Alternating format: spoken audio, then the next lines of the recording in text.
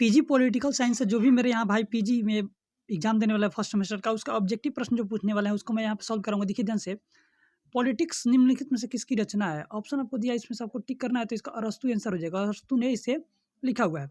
उसका से प्रश्न पूछा है कि निम्न में से किसने कहा था कि राजनीति कानूनी तौर पर यह स्पष्ट करती है कि हमें क्या करना चाहिए और क्या नहीं करना चाहिए? तो ये वक्तव्य का किसने कहा था? तो कहा है ये अरस्तु ने कहा था। देखिए तीसरा प्रश्न पूछा है कि आधुनिक युग के राजनीतिक विद्वानों में से कौन शामिल है?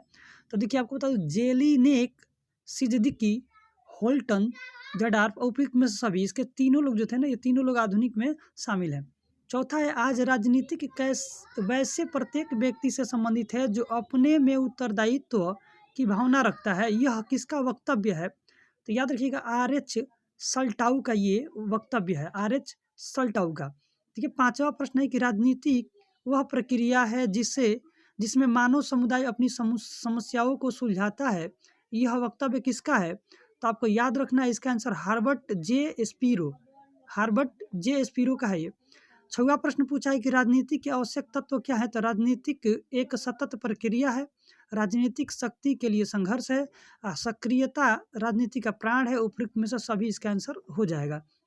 देखिए इसका 7 नंबर का प्रश्न पूछा गया है कि निम्न में से किसने कहा कि राजनीतिक संबंध मतभेद और संघर्ष है? तो यह बात जो कहा था उस व्यक्ति का नाम आपको बताना है, तो इसका आंसर यहाँ पे हो जाएगा आपका मिलर हो जाएगा। फिर देखिए 9वां प्रश्न पूछा है कि निम्न में से किसने उदार लोकतांत्रिक व्यवस्था को अपनाया है? तो याद रखिएगा यहाँ पे भारत, कनाडा, अमेरिका, उपयुक्त में से सभी लोगों ने यहाँ पे उदार लोकतांत्रिक व्यवस्था को अपनाया है।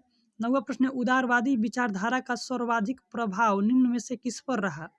तो आपको याद रखना है, इंग्लैंड और अमेरिका दोनों पर रहा है, इस पर चाइना में नहीं रहा है, तो इस प्रकार से आंसर सी सही हो जाएगा।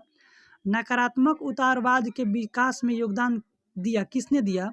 तो याद रखिएगा, जॉन लॉक ने और हॉब्स ने और मिल ने, इन तीनों व्यक्तियों ने यहाँ पे नकारात्मक उदारवाद के विकास में योगदान दिया था।